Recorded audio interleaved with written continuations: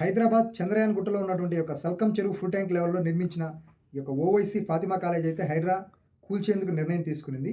అయితే ఈ యొక్క వెరిఫికేషన్ అనేది పూర్తిగా కంప్లీట్ అయ్యాక ఈ యొక్క డెమోలిషన్స్ అనేవి స్టార్ట్ అవ్వబోతున్నాయి. ఆలస్యం కావడానికి గల కారణాలు ఈ యొక్క భవిష్యత్తులో ఎటువంటి లీగలైజేషన్ పరంగా ఎటువంటి ప్రాబ్లమ్స్ అనేవి రాకుండా ముందుగా అన్ని అంశాలను పరిశీలించిన తర్వాత ఈ యొక్క డెమోలిషన్స్ అనేవి స్టార్ట్ చేయబోతున్నారు.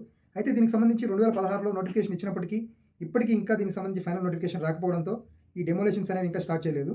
అయితే ఇప్పటివరకు హైదరాబాద్లో 900 ఉన్న ఈ హైదరాబాద్లో ఉన్నటువంటి 900 చెరువుల్లో అన్ని చెరువులు కూడా ఇదే విధంగా ఫైనల్ నోటిఫికేషన్ ఈ యొక్క వెరిఫికేషన్ అనేది పూర్తి కాకపోవడంతో హైడ్రా ఇంకా సరిగా దీనిపై ఏ నిర్ణయం తీసుకోలేకపోతుంది.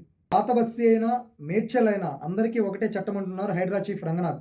కులమత రాజకీయాలకు అతీతంగా హైడ్రా పనిచేస్తుందంటున్నారు హైడ్రా చీఫ్ రంగనాథ్.